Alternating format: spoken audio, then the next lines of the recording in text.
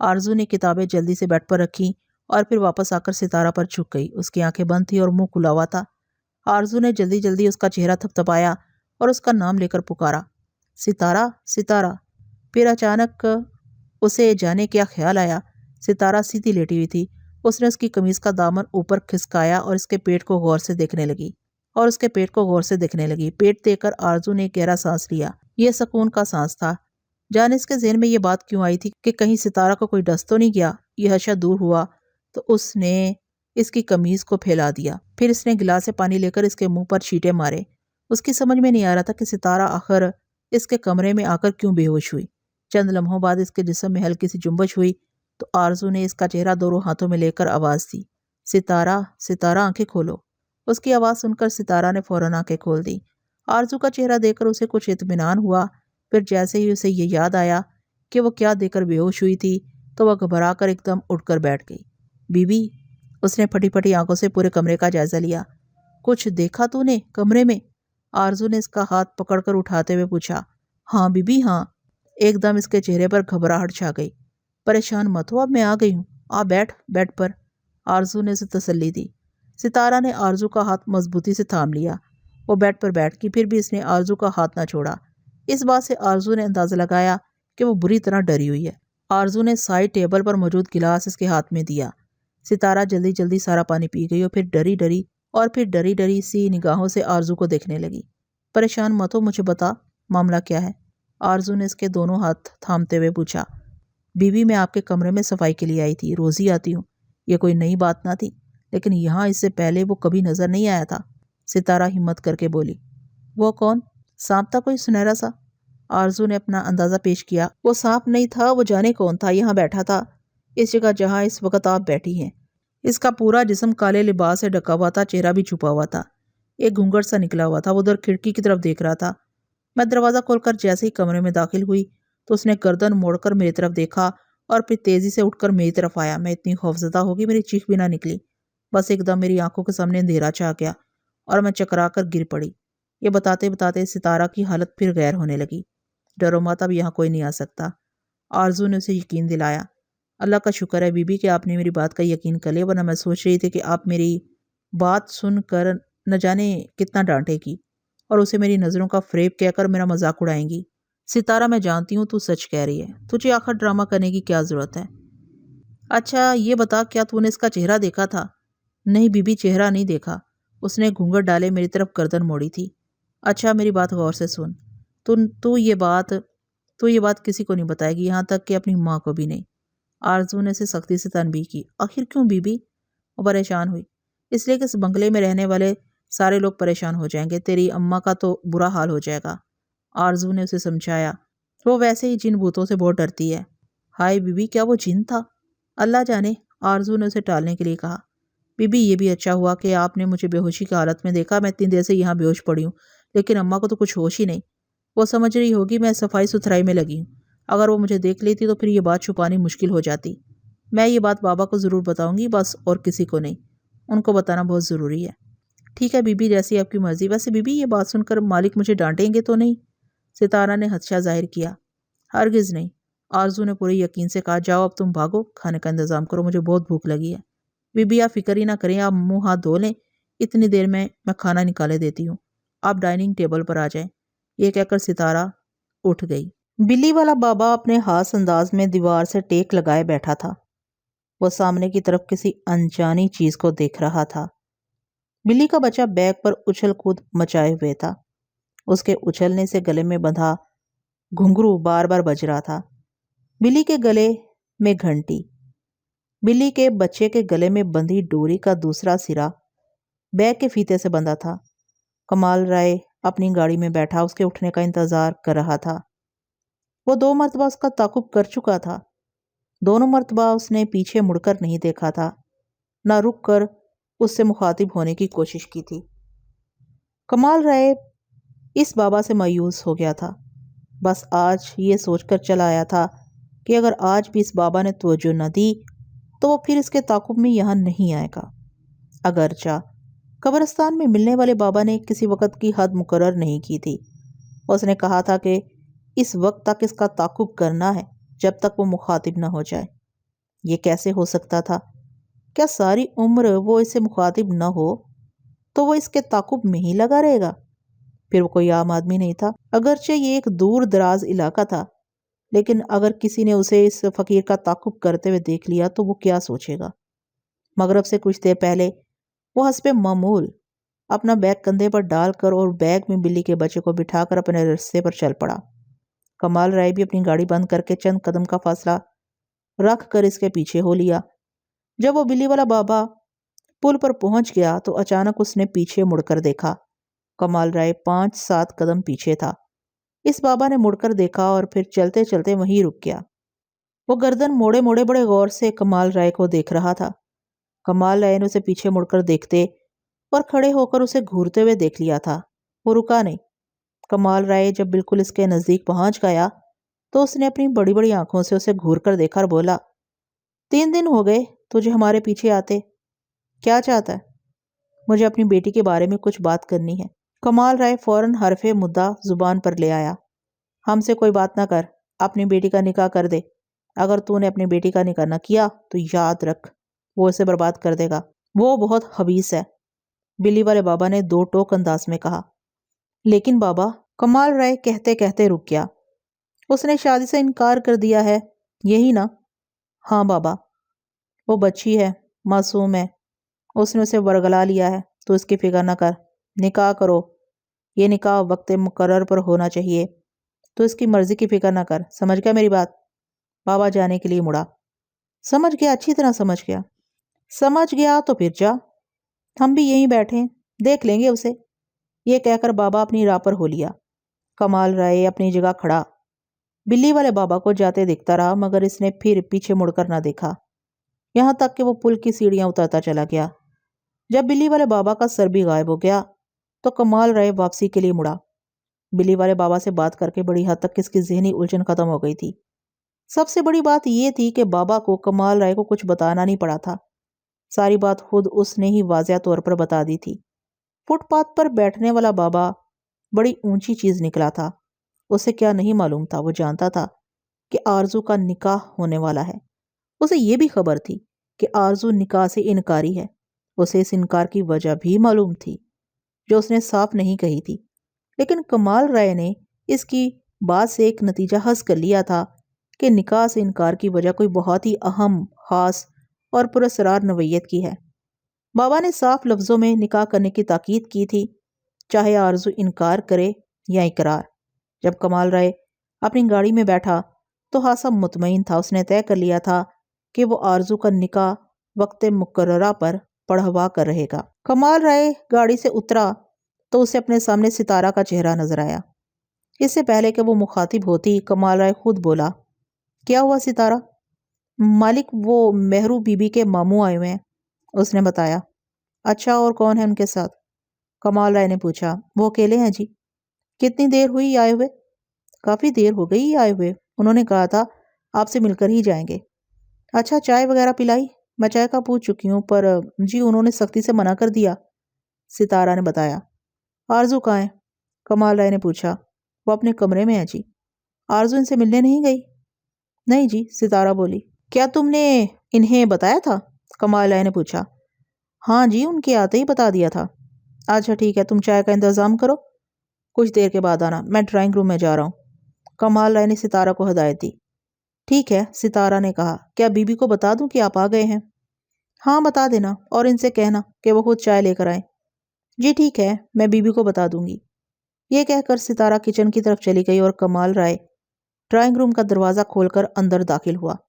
ماموں رشید سامنے ہی صوفے پر بیٹھے تھے اور ان کی نظریں دروازے پر جمی ہوئی تھی۔ کمال رائے کو ڈرائنگ روم میں داخل ہوتا دیکھ کر وہ ایک دم کھڑے ہو گئے۔ کمال رائے نے آگے بڑھ کر ان سے گرم جوشی سے ہاتھ ملایا، ان کی خیریت پوچھی اور پھر انہیں صوفے پر بیٹھنے کا اشارہ کرتے ہوئے بولا، معاف کیجیے گا، آپ کو انتظار کی زحمت اٹھانا پڑی۔ نہیں کوئی بات نہیں، آج آپ ساری رات نہ آتے تو بھی میں اسی طرح بیٹھا رہتا۔ ماموں رشید نے کچھ اس انداز میں یہ بات کہی کہ کمال رائے کے دل پر ایک چوٹ سی لگی۔ آخر ایسی کیا بات ہوئی؟ کمال رائے نے جان بن کر پوچھا، حالانکہ وہ اچھی طرح جانتا تھا کہ کیا بات ہوئی ہے، اور ماموں رشید اس کے در پر کیوں بیٹھے ہیں۔ کیا آپ نہیں جانتے؟ ماموں رشید نے نرم لہجے میں پوچھا۔ کیا آپ آرزو کے حوالے سے کوئی بات کرنا چاہتے ہیں؟ کمال رائے نے دریافت کیا۔ جی بالکل، سنا ہے آپ کی بیٹی نے نکاح سے انکار کر دیا ہے، ماموں رشید نے صاف لفظوں میں کہا۔ جی، کمال رائے نے متصر سا جواب دیا۔ رامش خیال اس انکار سے بہت متاثر ہوا ہے، مجھے ڈر ہے وہ کچھ کر نہ بیٹھے۔ ماموں رشید پریشان ہو کر بولے، رائے صاحب آخر ہم سے کیا خطا ہوئی، کچھ تو بتائیں۔ یہ میری بیٹی کا فیصلہ، میرا نہیں۔ میں اسے اس موضوع پر بات کر چکا ہوں لیکن وہ وجہ بتانے سے قاصر ہے۔ کمال رائے نے بڑے نپے تلے انداز میں کہا۔ میں آپ کے اس جملے کا مطلب نہیں سمجھا۔ سمجھ میں تو میری بھی کچھ نہیں آیا رشید صاحب، اب بہرحال پریشان مت ہوئیے، رامش خیال کو بھی تسلی دے دیجئے، میں نے آپ کو جو زبان دی ہے میں اس پر قائم ہوں۔ آپ کل شام کو رامش کے ساتھ آ جائیے، میں آرزو کا نکاح اس کے ساتھ کر دوں گا، پھر جو ہوگا دیکھا جائے گا۔ کمال رائے نے یہ بات پوری یقین انداز میں کہی۔ ماموں رشید یہ سن کر کھل اٹھے، وہ اچھل کر کھڑے ہو گئے۔ انہوں نے کمال رائے کو ہاتھ کھینچ کر اٹھایا اور اپنے گلے سے لگا لیا۔ انہیں توقع نہ تھی کہ یہ معاملہ جو ان کے بھانجے کے لیے زندگی اور موت کا معاملہ بن گیا تھا اتنی آسانی سے سلجھ جائے گا۔ کمال رائے نے تو ان کے نزدیک کمال دکھا دیا تھا۔ رائے صاحب آپ بہت گریٹ آدمی ہیں، یوں سمجھیے آپ نے میرے بھانجے کی زندگی بچا لی، وہ بڑا جذباتی لڑکا ہے، مجھے اسے سنبھالنا مشکل ہو رہا تھا، وہ آپ سے بات کرنے کے لیے خود آ رہا تھا، میں نے اسے بڑی مشکل سے روکا۔ ماموں رشید نے کمال رائے کو الگ کر کے بڑی گرم جوشی سے ہاتھ ملایا۔ ابھی وہ دونوں ہاتھ ملا رہے تھے کہ آرزو سارا کے ساتھ کمرے میں داخل ہوئی۔ اس نے بڑی حیرت سے دونوں کو ہاتھ ملاتے ہوئے دیکھا۔ اس کی سمجھ میں نہ آیا کہ وہ دونوں اتنی دیر بعد ایک دوسرے سے ہاتھ کیوں ملا رہے ہیں۔ ہو آرزو بیٹی، ماموں رشید کی اس پر نظر پڑی تو وہ آگے بڑھے۔ آرزو نے انہیں بڑے ادب سے سلام کیا، جس کا ماموں رشید نے بڑے تپاک سے جواب دیا اور پھر بڑی شفقت سے اس کے سر پر ہاتھ رکھا اور ڈھیروں دعائیں دی۔ نکاح کا وقت سر پر تھا، نکاح خواہ آ چکا تھا۔ آرزو نکاح کا جوڑا پہنے بیٹھی تھی، نکاح کا فارم پر کیا جا رہا تھا۔ یہ نکاح انتہائی سادگی اور مکمل رازداری کے ساتھ ہو رہا تھا۔ اس نکاح میں ماموں رشید کی فیملی کے علاوہ باہر کا کوئی آدمی شریک نہ تھا۔ ادھر سے بس کمال رائے کی ماں نفیسہ بیگم شریک تھی۔ کمال رائے نفیسہ بیگم کو آج صبح ہی روشن گوٹ سے لے کر آیا تھا۔ اس نے اپنی ماں کو کچھ نہیں بتایا تھا، بس اتنا کہا تھا، ماں تمہاری ضرورت ہے، میں تمہیں لینے آیا ہوں، کراچی چلو۔ تب نفیسہ بیگم نے ایک لفظ اپنے منہ سے نہیں نکالا تھا۔ وہ خاموشی سے اس کے ساتھ پجیروں میں بیٹھ گئی تھی۔ اس کا بیٹا اسے لینے آیا تھا، اسے اس کی ضرورت تھی۔ بس نفیسہ بیگم کے لیے اتنا ہی بہت تھا کہ اس کے اکلوتے بیٹے کو اس کی ضرورت ہے۔ پھر وہ اس سے کوئی سوال کیسے کرتی؟ وہ زبان بند کیے اس کے ساتھ چلی آئی۔ البتہ اس کے ذہن میں کھچڑی ضرور پک رہی تھی، طرح طرح کے خیال آ رہے تھے، لیکن وہ کسی نتیجے پر نہیں پہنچ پا رہی تھی۔ ہاں، اسے یہ یقین ہو گیا تھا کہ کوئی خاص بات ضرور ہے۔ خاص بات یقیناً تھی، اور یہ خاص بات کمال رائے نے اپنی ماں کے قدموں میں بیٹھ کر بتائی۔ ماں، میں آج شام آرزو کا نکاح کر رہا ہوں۔ یہ سن کر نفیسہ بیگم کو بیک وقت خوشی اور دکھ کے احساسات نے آ گھیرا۔ دکھ اس بات کا کہ کمال رائے نے اس سے اس معاملے میں مشورہ نہیں لیا، اسے پہلے سے کیوں نہیں بتایا۔ خوشی اس بات کی کہ اللہ نے یہ دن دکھایا تھا۔ اس نے اپنے دکھ کو خوشی کی چادر میں چھپا لیا اور اپنے بیٹے کا چہرہ اپنے دونوں ہاتھوں میں بھر کر بولی، یہ تو بہت خوشی کی بات ہے، مگر تو نے یہ بات روشن گوٹھ میں کیوں نہیں بتائی؟ میں جانے کیا کا سوچتی رہی۔ ماں، اصل میں بات یہ ہے کہ میں یہ نکاح بہت ایمرجنسی میں کر رہا ہوں۔ اس موقع پر رشتہ داروں کو اکٹھا کرنا ممکن نہیں تھا، اس لیے تمہیں خاموشی سے روشن گوٹھ سے لے آیا ہوں۔ ماں، لڑکا باہر جا رہا ہے، میں آرزو کی یہ رخصتی 2-3 سال بعد کروں گا۔ لڑکا بہت اچھا ہے، اس لیے میں نے سوچا کہ فوری طور پر نکاح کر دوں تاکہ ایک اچھا رشتہ ہاتھ سے نہ نکل جائے۔ ماں، میں نے خصوصی طور پر لڑکے کو بلوایا ہے، صرف تمہیں دکھانے کے لیے۔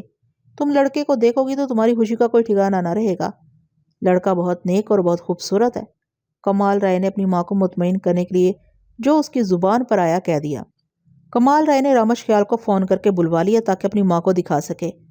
نفیسہ بیگم نے رامش خیال کو دیکھا تو اس کی باچھیں کھل گئیں، وہ خوشی سے جھوم اٹھی۔ اس نے چٹ پٹ رامش خیال کی کئی بلائیں لے ڈالی۔ جو تھوڑا بہت دکھ اسے مشورے میں شریک نہ کرنے کا ہوا تھا وہ جاتا رہا۔ اس کے بیٹے نے اس کی پوتی کے لیے بہت حسین دلہا ڈھونڈا تھا۔ ماں کو خوش دیکھ کر اس کا دل بھی خوش ہو گیا، لیکن ابھی ایک مرحلہ اور باقی تھا، اور یہ ایک مشکل مرحلہ تھا۔ ماموں رشید کی آمد نے آرزو کو ذہنی الجھن کا شکار کر دیا تھا۔ اسے اندازہ ہو گیا تھا کہ یہ نکاح ملتوی نہیں ہوا ہے، وقت مقررہ پر ہونا قرار پایا ہے۔ تب سے وہ سخت پریشان تھی۔ رات بھر اسے ڈراؤنے خواب دکھائی دیتے رہے تھے، ساری رات اس نے سخت بے چینی میں گزاری تھی۔ صبح اٹھتے ہی اسے اطلاع ملی کہ دادی آ گئی ہیں۔ وہ اپنے کمرے سے نہیں نکلی۔ وہ بند دروازے پر نظریں جمائے اپنی سوچوں میں گم تھی کہ اچانک دروازہ کھلا اور کمال رائے کمرے میں داخل ہوا۔ وہ اکیلا تھا۔ اندر آ کر اس نے دروازہ بند کیا اور پھر آہستہ آہستہ وہ آرزو کی طرف بڑھا۔ باپ کو کمرے میں داخل ہوتے دیکھ کر وہ سنبھل کر بیٹھ گئی۔ بولی کچھ نہیں، خاموشی سے اسے دیکھتی رہی۔ اب اس کے پاس بولنے کو باقی کیا رہ گیا تھا؟ وہ واضح طور پر اس نکاح سے انکار کر چکی تھی۔ کمال رائے دھیرے سے آرزو کے بیڈ پر بیٹھ گیا اور اسے دیکھ کر بڑی خوشدلی سے مسکرا دیا۔ کیسی ہو بیٹا؟ آرزو نے شکوہ بھری نظروں سے باپ کو دیکھا اور بڑی شائستگی سے بولی، ٹھیک ہوں بابا، آج شام کو تمہارا نکاح ہے، تمام انتظامات مکمل ہو چکے ہیں، تمہاری دادی رامش خیال سے مل کر بہت خوش ہوئی ہیں، میرا خیال ہے کہ اب تمہیں اس نکاح کے لیے خوشدلی سے راضی ہو جانا چاہیے، اس میں تمہاری بھلائی ہے، اسی میں تمہاری بھلائی ہے۔ کمال رائے نے اسے صورتحال سے آگاہ کیا۔ بابا میں یہ نکاح نہیں کروں گی، آپ نہیں جانتے کہ اس نکاح کے بعد کیسی تباہی آئے گی، تم بے فکر ہو جاؤ، کچھ نہیں ہوگا۔ ہاں اگر یہ نکاح نہ ہوا تو پھر جو تباہی آئے گی اس کا تمہیں اندازہ نہیں۔ کمال رائے نے اسے ڈھکے چھپے لفظوں میں دھمکی دی۔ چاہے کچھ ہو، میں یہ نکاح ہرگز نہیں کروں گی۔ آرزو کا لہجہ اچانک تبدیل ہو گیا۔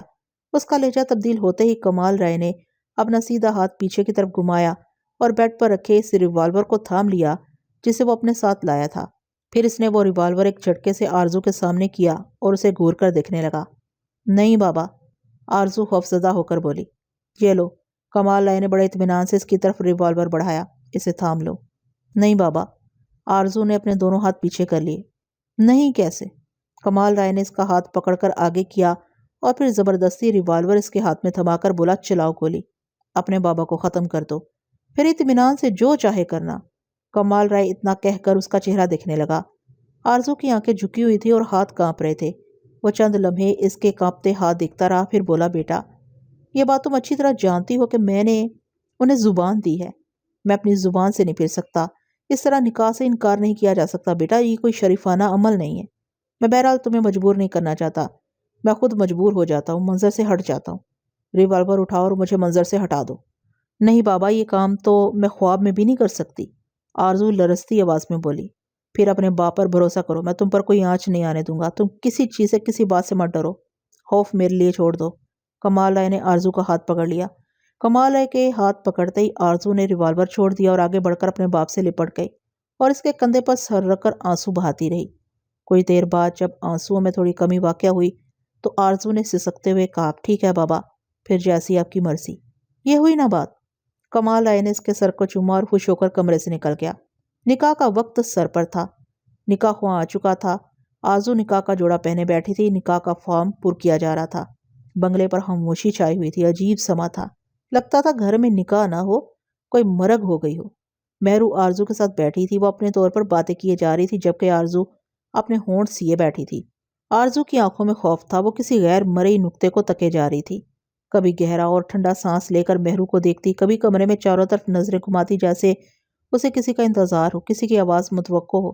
کوئی اور تو نہ آیا، البتہ کمال رائے اپنے ڈرائیور لال محمد اور گھر کے ملازم دلدار کے ساتھ ضرور آ گیا۔ آرزو نے سسکی بھری آواز میں قبول کیا کہا۔ ایجاب و قبول کے بعد نکاح خواہ نے نکاح پڑھایا۔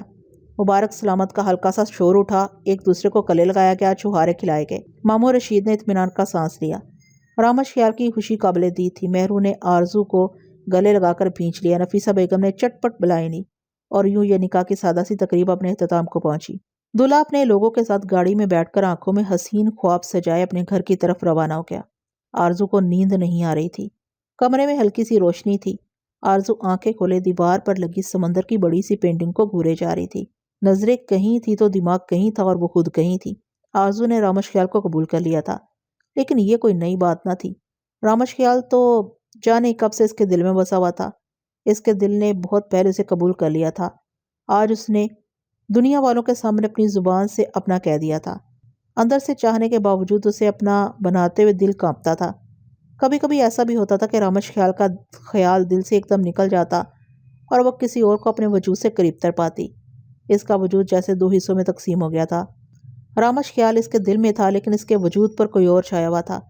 ایک انجانے خوف سے لرز کر وہ نکاح سے انکار کر دیتی تھی۔ کمال رائے نے موت کی دھمکی دے کر آرزو کو اس نکاح پر راضی کیا تھا۔ اس دنیا میں اسے اپنے باپ سے زیادہ عزیز کوئی شے نہ تھی۔ وہ اپنے باپ کو پریشان نہیں دیکھ سکتی تھی۔ اس کے باپ نے زبان دی تھی، اب وہ اپنے باپ کی پسپائی نہیں دیکھ سکتی تھی، کسی کے سامنے اس کے باپ کا سر جھکے یہ وہ کبھی برداشت نہیں کر سکتی تھی۔